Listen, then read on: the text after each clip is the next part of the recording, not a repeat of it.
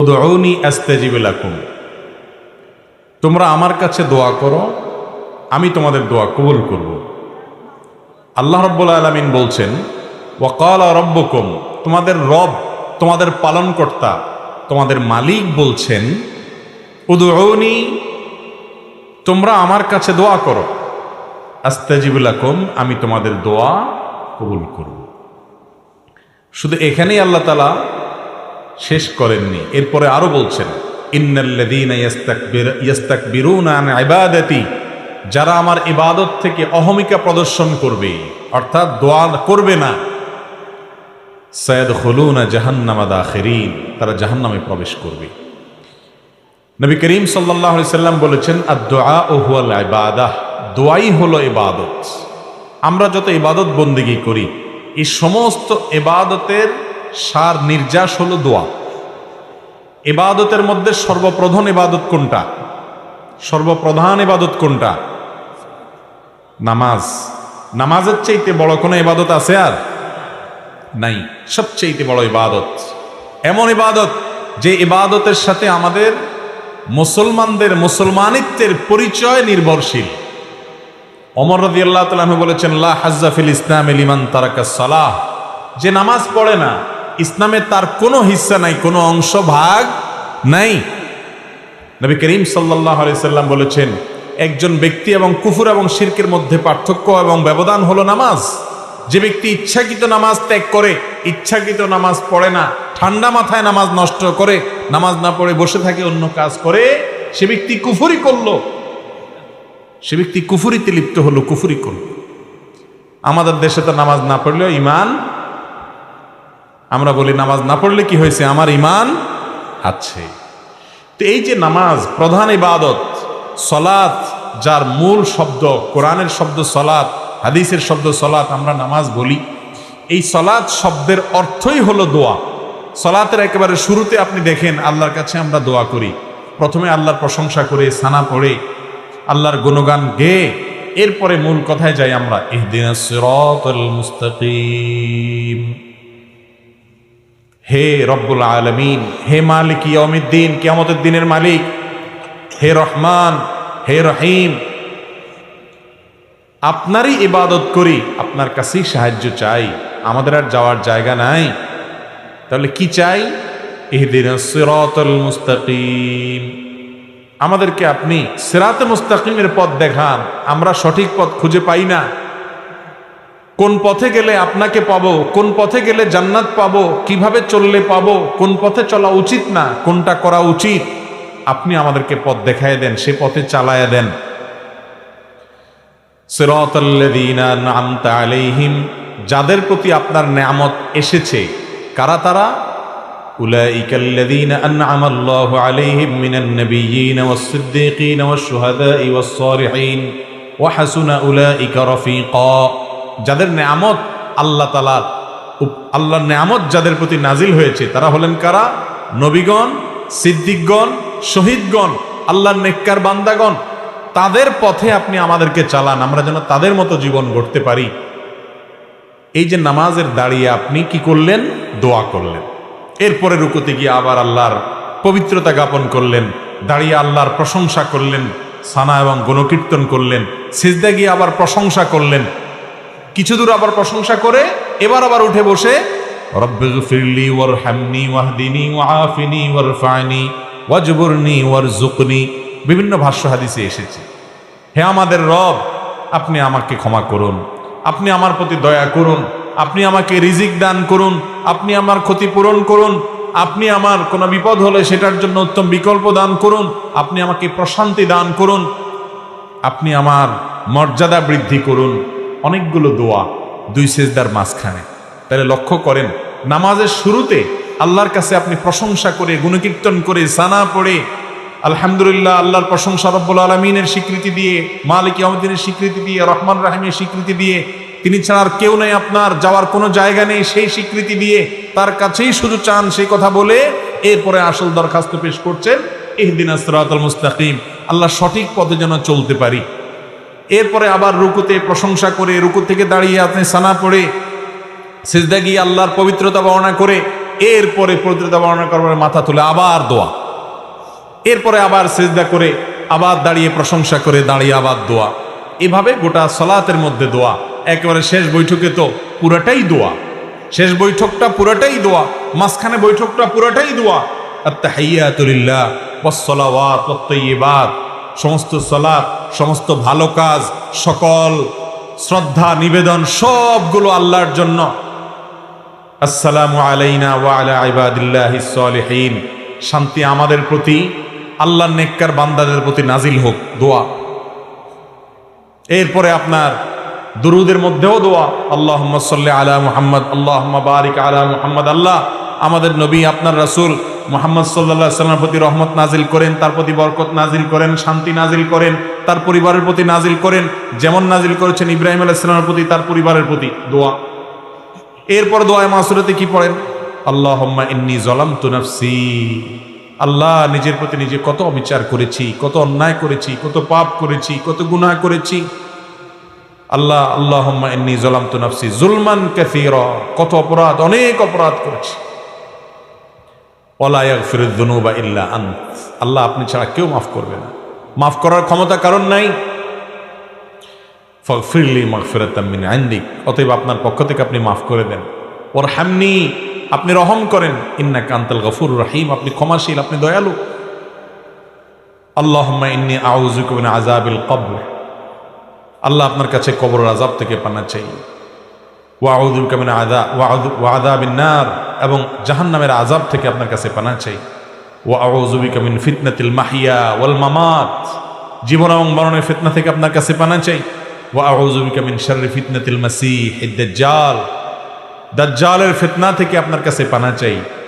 কিয়ামতের আগের বড় ফিতনা হিসাবে আবির্ভূত হবে, বহু মানুষ বেঈমান হয়ে যাবে দাজ্জালকে দেখে, তার কারিশমা দেখে, ভেলকি দেখে।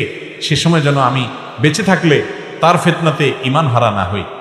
তাহলে নামাজের শেষে পুরো বৈঠকে আপনি দোয়া করলেন, দাঁড়িয়ে দোয়া করলেন, দুই সিজদার মাঝখানে দোয়া করলেন। এই জন্য সালাত শব্দের অর্থই কি? দোয়া। ঈমানদারের সারা জীবন হলো আল্লাহর কাছে দোয়ার মাধ্যমে নৈকট্য অর্জন লাভ করার সুবর্ণ সুযোগ। দোয়া হলো ঈমানদারের সবচেয়ে বড় অস্ত্র, সবচেয়ে বড় হাতিয়ার। আপনার সমস্ত দুয়ার বন্ধ হয়ে গেছে, কেউ আপন নাই, কাউকে আপন মনে হয় না, আপনি আল্লাহর কাছে দোয়ার জন্য দুই হাত মেলে ধরুন।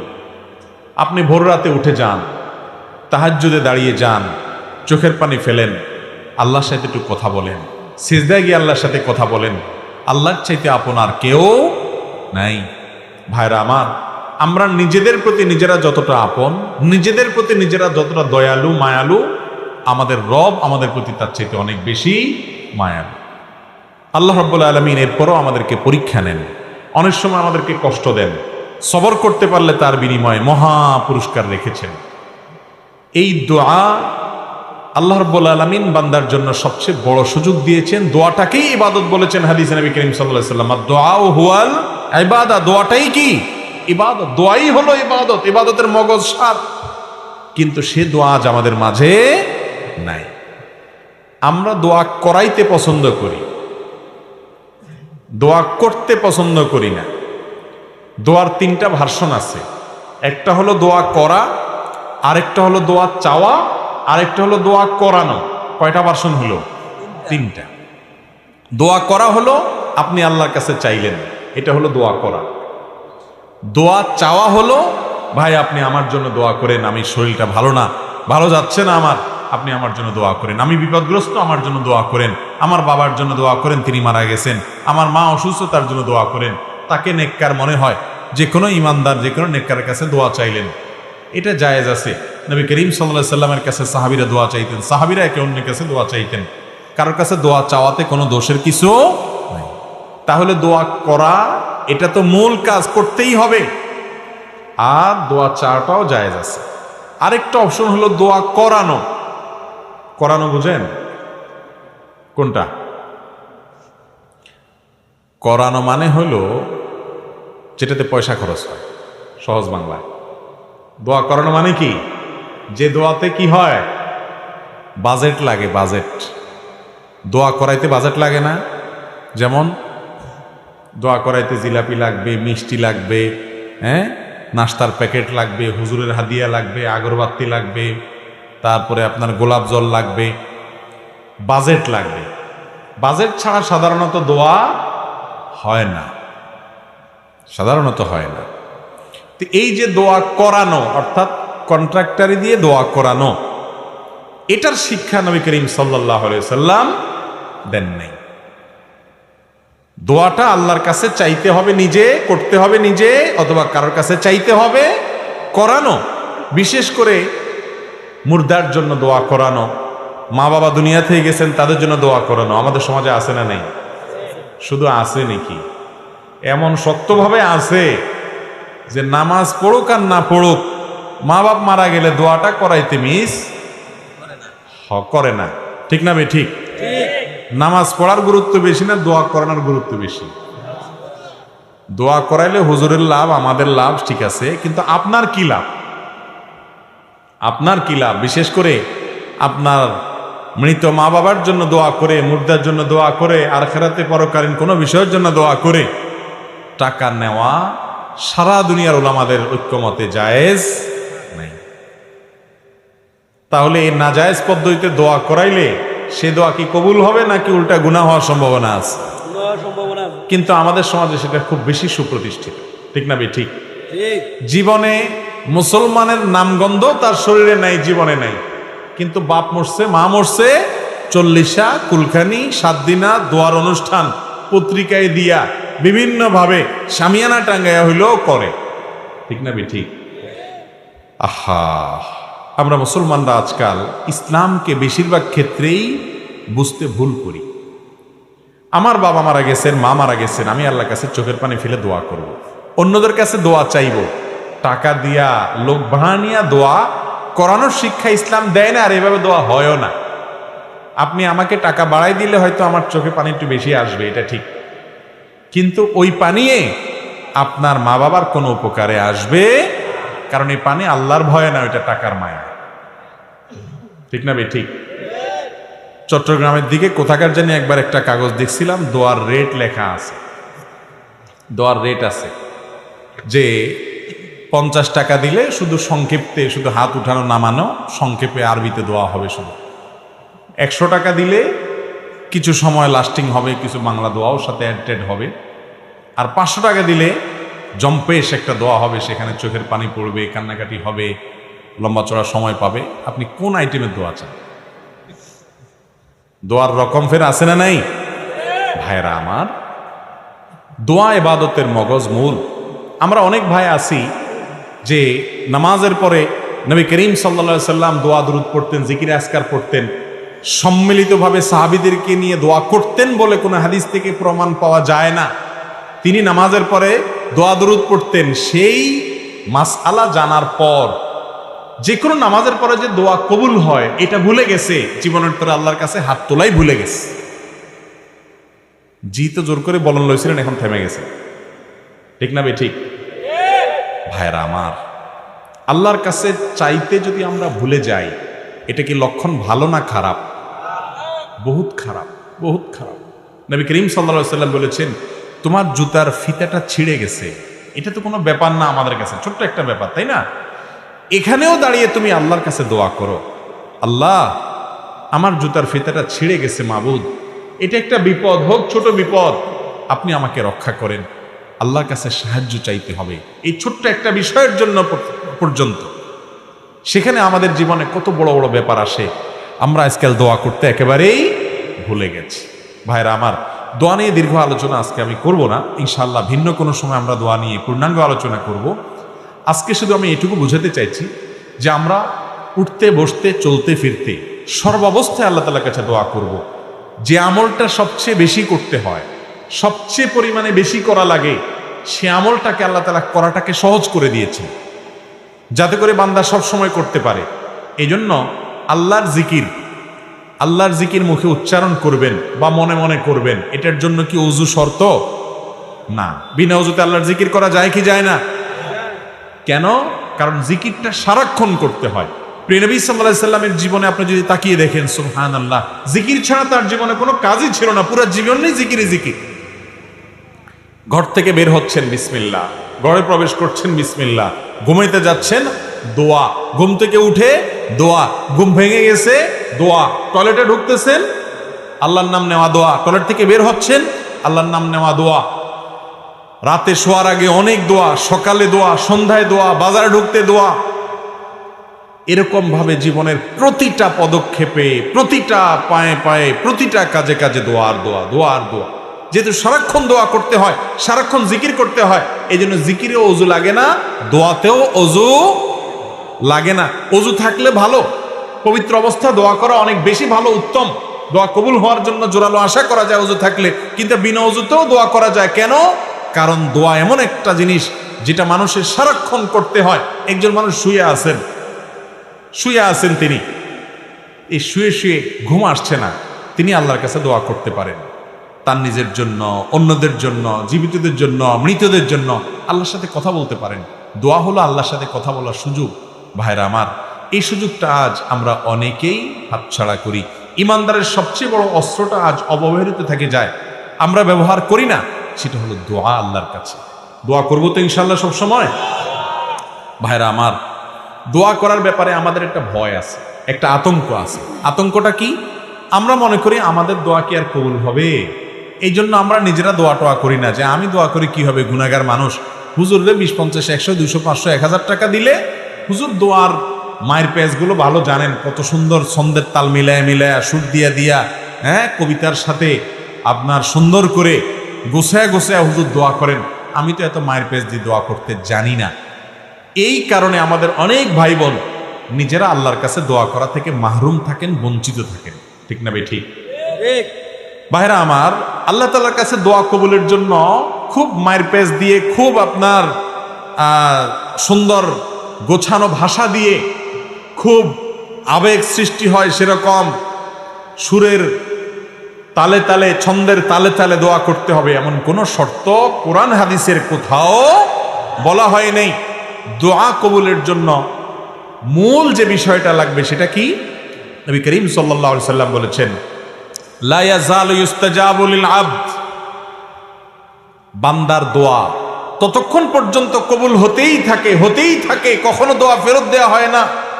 মা লাম ইয়াদউ বিইসমিন আও কাতিআতি রাহমিন, যদি কোনো পাপের দোয়া না করে, অন্যায় কাজের জন্য দোয়া করে, আল্লাহ আমি যেন এই আকামটা করতে পারি তৌফিক দান করো, এরকম যদি দোয়া না করে, আর আত্মীয়তার বন্ধন ছিন্ন করার জন্য দোয়া যেন না করে, আল্লাহ অমুকের চেহারা যেন আমি আর না দেখি, তার সাথে আমার কোনো সম্পর্ক যেন না থাকে, আত্মীয় স্বজনের সাথে এরকম সম্পর্ক ছিন্ন হওয়ার মতো খারাপ দোয়া যদি না করে, পাপের কোনো অপরাধ কাজের জন্য আল্লাহর কাছে যদি দোয়া করার স্পর্ধা না দেখায়, আত্মীয়তার সম্পর্ক ছিন্ন করার যদি দোয়া না করে, এবং তাড়াহুড়ো যদি না করে, এই 3 কাজ যদি করে, বান্দার দোয়া আল্লাহ অবশ্যই কবুল করেন।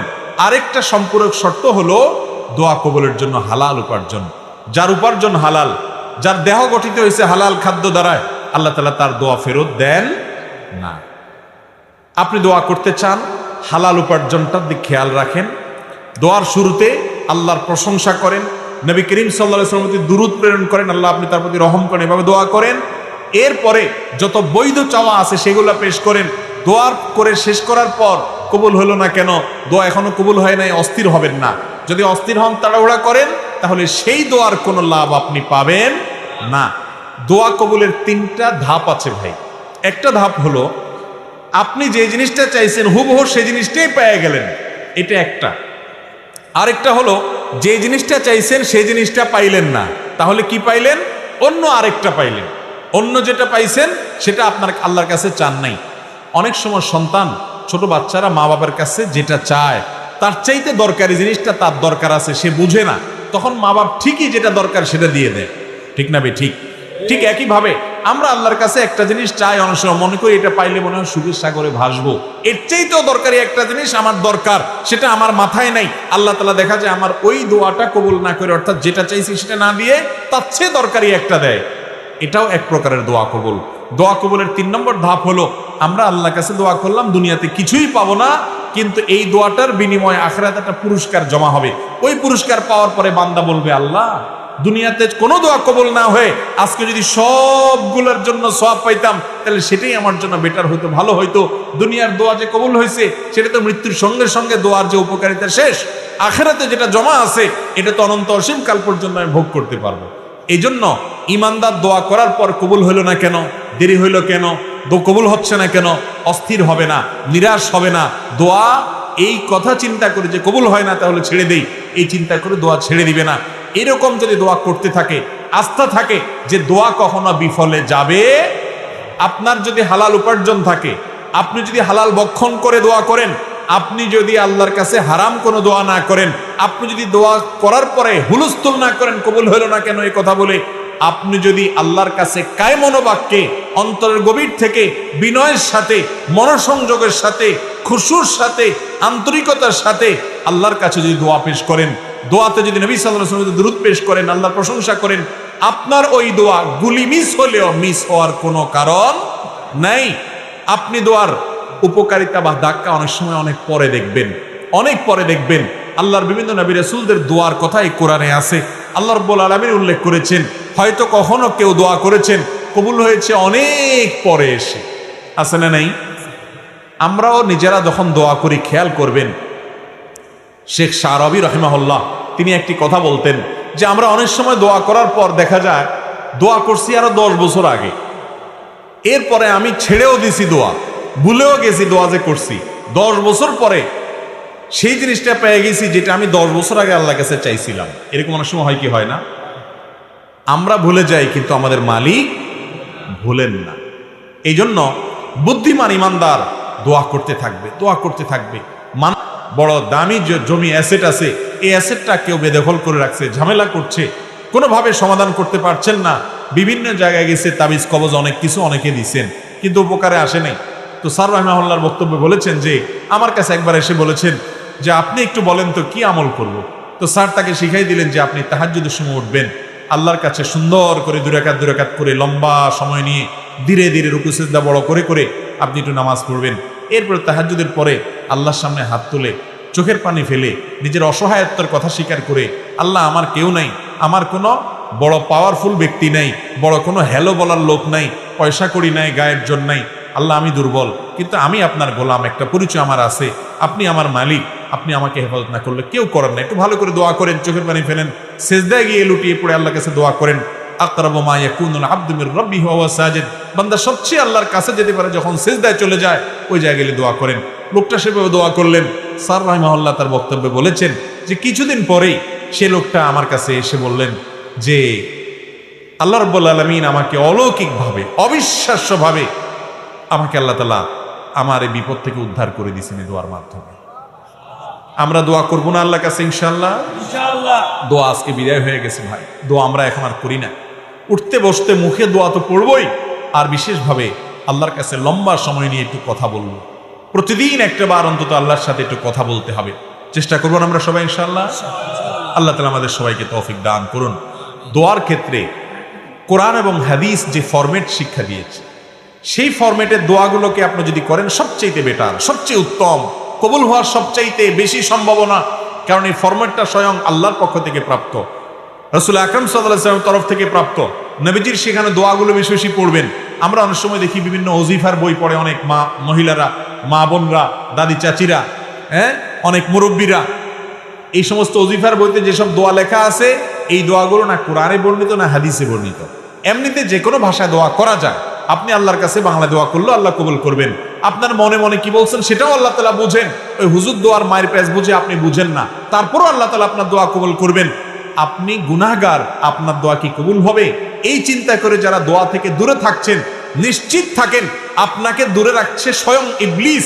কারণ ইবলিস জানে দোয়ার মাধ্যমে আপনি পাতাল থেকে আকাশে উঠে যাবেন, দোয়ার মাধ্যমে আপনি জাহান্নামী থেকে জান্নাতি হবেন, দোয়ার মাধ্যমে আপনার সাথে আল্লাহর সম্পর্ক গাঢ় হবে, দোয়ার মাধ্যমে আপনার ঈমান মজবুত হবে, দোয়ার মাধ্যমে আপনার ইবাদত প্রকৃত অর্থে ইবাদত হবে। এই জন্য ইবলিস আপনাকে দোয়া থেকে দূরে রাখানোর জন্য, দোয়া থেকে মাহরুম করার জন্য, বঞ্চিত রাখার জন্য আপনাকে নিরাশ করে দেয়, বলে যে না তোর দোয়া কি কবুল হতে, এত পাপ করছস, এত গুনাহ করছস, তোর দোয়া কি কবুল হবে, এরকম ইবলিস বলে কি বলে না? একটা ঘটনা আপনাদেরকে বলি।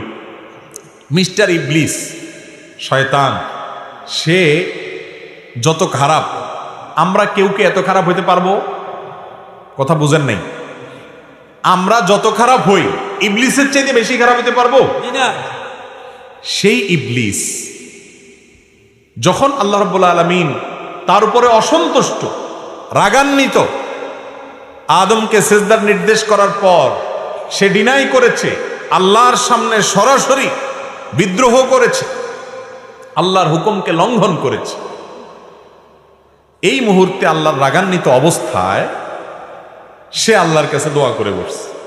ইবলিস দোয়া করছে, বুঝেন কি দোয়া করছে?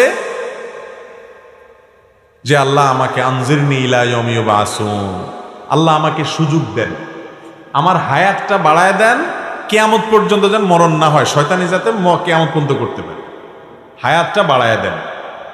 এ দোয়া কে করছে? ইবলিসে। কার কাছে করছে? কোন টাইমে করছে? আল্লাহর রাগের সময়। আল্লাহর অবাধ্য হয়েছে, সামনে বেয়াদবি করেছে, হুকুম লঙ্ঘন করেছে।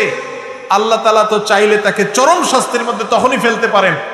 ওই রাগের মুহূর্তে পর্যন্ত আল্লাহর কাছে সে দোয়া করে বসছে। মজার বিষয় হলো সাথে সাথে আল্লাহ দোয়া মঞ্জুরও করছে। মঞ্জুর করছেন না করেন নাই? এরপরের আয়াত কি? ইন্নাকা মিনাল মুনজারিন, যাও তোমাকে ছাড় দিলাম, সুযোগ দিলাম, তুমি কিয়ামত পর্যন্ত হায়াত পাইবা, তোমার মৃত্যু আসবে না। সবাই মরবে, মানুষ মরবে, তুমি মরবা না, তুমি কিয়ামত পর্যন্ত বেঁচে থাকবা।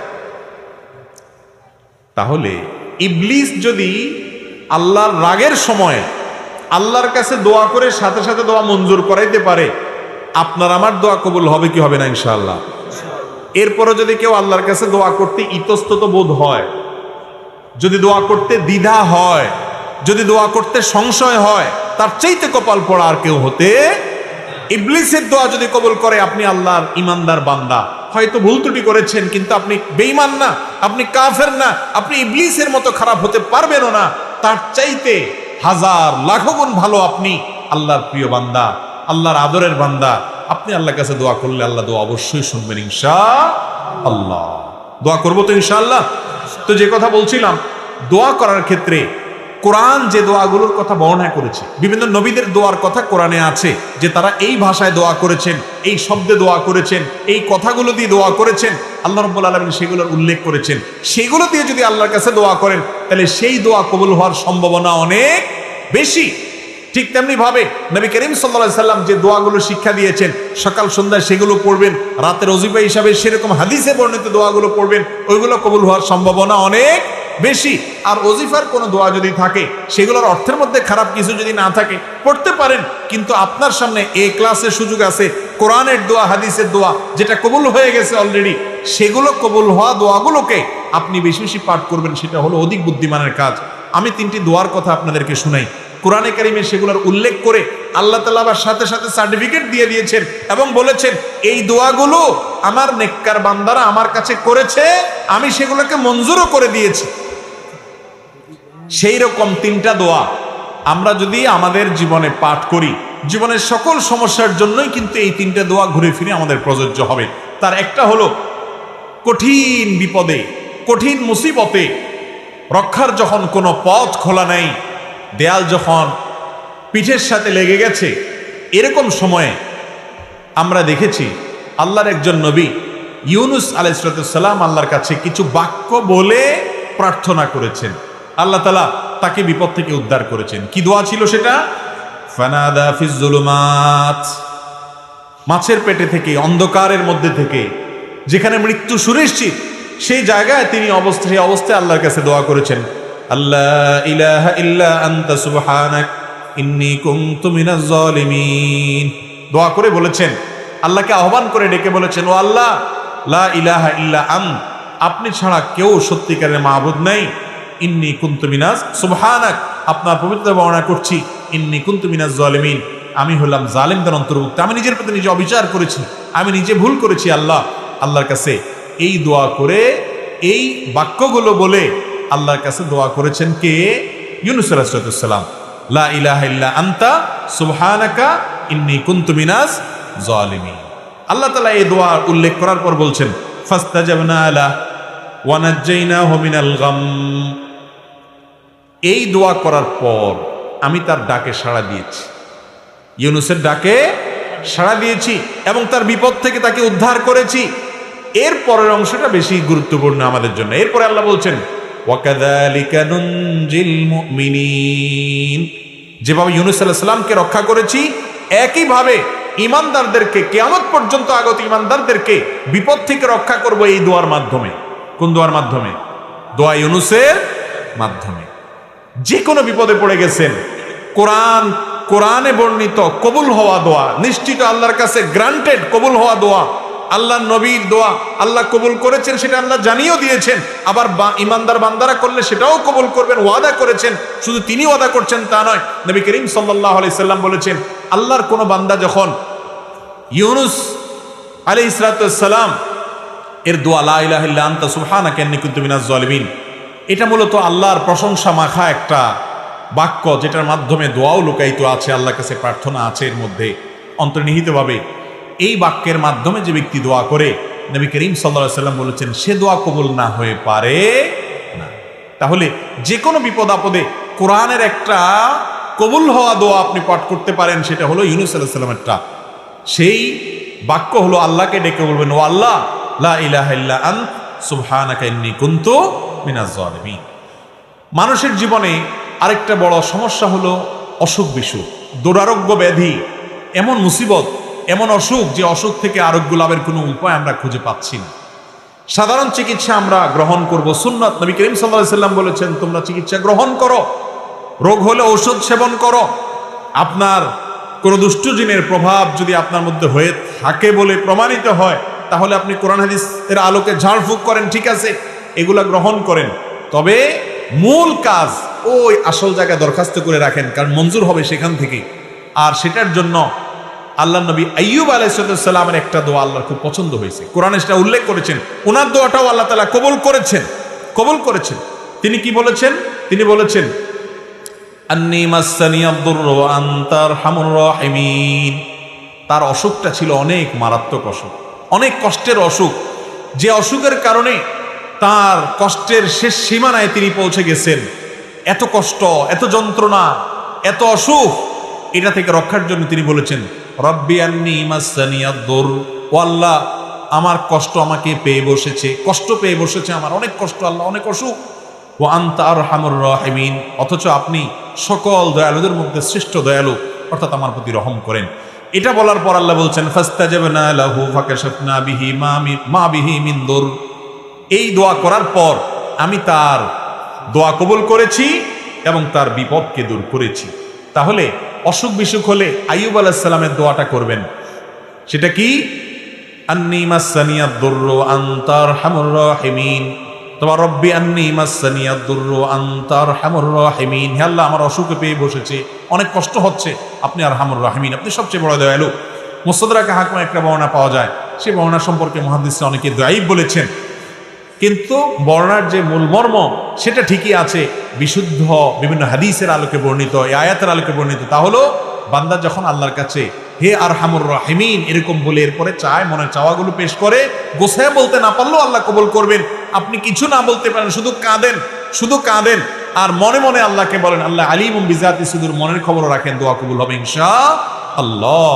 নিজেরা দোয়া করতে হবে ভাই। আপনার ঘরবাড়ি উদ্বোধন করবেন, গাড়ি উদ্বোধন করবেন, যাই করবেন, সব কিছুতে ওই দোয়ার জন্য হুজুর ভাড়া করতে হবে, এই নির্দেশ কোরআন হাদিস কোথাও দেয় নাই। বরং আলেমদের কাছে দোয়া চাইবেন, ঠিক আছে, কিন্তু নিজের দোয়াটা নিজে আল্লাহর কাছে পেশ করবেন। চেষ্টা করবো না ইনশাআল্লাহ। আরেকটা দোয়া হলো নিঃসন্তান মানুষের দোয়া, সন্তান হচ্ছে না, আল্লাহর কাছে এই কষ্ট দূর করার জন্য আপনি দোয়া করলেন। তো কোরআনে একটা মাকবুল, মুস্তাজাব, আল্লাহর কাছে কবুল হওয়া গ্যারান্টেড দোয়ার নজির আমরা পাই। আল্লাহ নবী জাকারিয়া আলাইহিস সালাম তিনি আল্লাহর কাছে দোয়া করেছেন, কি বলে? ওয়া জাকারিয়া ইয নাদা রাব্বাহ রব্বি লা তাযারনি ফারদা ওয়া আনতা খায়রুল ওয়ারিসিন। আর জাকারিয়া আলাইহিস সালাম তিনি আল্লাহকে ডেকে বলেছেন, রব্বি, আমার রব, লা তাযারনি ফারদা, আমাকে একা রেখেন না, ছেলে নাই, মেয়ে নাই, নিঃসন্তান, এরকম একা রাখিয়েন না, ওয়া আনতা খায়রুল ওয়ারিসিন। আল্লাহর কাছে এরকম দোয়া করেছেন। আল্লাহ বলেছেন ফাস্তাজাবনা লাহ, এই দোয়া করার পর আমি তার দোয়া কবুল করেছি। ওয়াহাবনা লাহু ইয়াহইয়া, এরপরে এই দোয়ার মাধ্যমে আমি তাকে ইয়াহইয়া নামক সন্তান দিয়েছি। তাহলে জীবনে যে কোনো কমন বিপদে, শত্রুতা, বিপদ, মুসিবত, দেয়ালে পিঠ থেকে গেছে, ইউনূস আলাইহিস সালামের দোয়া পড়বেন, লা ইলাহা ইল্লা আনতা সুবহানাকা ইন্নী কুনতু মিনাজ জালিমিন, আল্লাহকে ডেকে এগুলো বলবেন। আর অসুখ বিসুখ হচ্ছে, দুরারোগ্য ব্যাধি অথবা যে কোনো রোগ হয়েছে, ছোট হোক বড় হোক, আইয়ুব আলাইহিস সালামের দোয়া করবেন, আন্নী মাসসানিয়াদ দুররু আনতা আরহামুর রাহিমিন। আর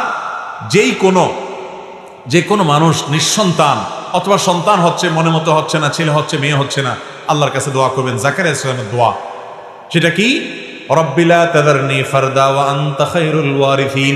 এই তিনে দোয়ার পরে আল্লাহ বলেছেন, আমার নবীরা অমুক অমুক এভাবে আমার আল্লাহ বলেছেন তার বান্দাদের এই দোয়ার পরে ফাস্তাজাবনা লা, আল্লাহ তাআলা তাদের দোয়া কবুল করেছেন। অতএব কোরআনে কবুল হওয়া ফরম্যাট এই তিনটা দোয়া যদি আমরা করি, জীবনের সকল সমস্যায় কোরআন বর্ণিত দোয়া আমরা আল্লাহর কাছে করার সুযোগ পেলাম। চেষ্টা করবো না ইনশাআল্লাহ? আল্লাহ তাআলা আমাদের সবাইকে কোরআন এবং হাদিসের আলোকে বিশুদ্ধ পদ্ধতিতে আল্লাহর কাছে দোয়া করার তৌফিক দান করুন।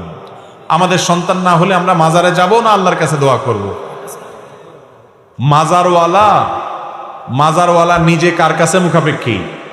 আল্লাহর কাছে মুখাপেক্ষী। তাইলে আমরা কি মাজারওয়ালার কাছে যাব, নাকি মাজারওয়ালা, মাজারে যিনি শায়িত আছেন তিনি যার কাছে চান আমরাও তার কাছে চাইব? আল্লাহ বলেছেন উদউনি, তোমরা আমার কাছে দোয়া করো, আস্তাজিব লাকুম, আমি তোমাদের দোয়া কবুল করবো। আল্লাহ ওয়াদা করেছেন, গ্যারান্টি। আর আমরা যাচ্ছি ওই মাজারে দোয়া চাইতে। আল্লাহ কি কোরআনে কোথাও বলছেন তোমরা মাজারে যাও, আমার প্রিয় বান্দারা শুয়ে থাকলে তাদের কাছে দোয়া করো, তাহলে আমি কবুল করবো? আল্লাহ বলছেন কোথাও? আল্লাহ বলেছেন উদউনি, আমার কাছে দোয়া করো। আমরা যাচ্ছি মাজারে, এর মাধ্যমে দোয়া তো কবুল হচ্ছেই না, বরং ইমানটা খুইয়ে নষ্ট করে শিরক করে আমরা শেষ হয়ে যাচ্ছি।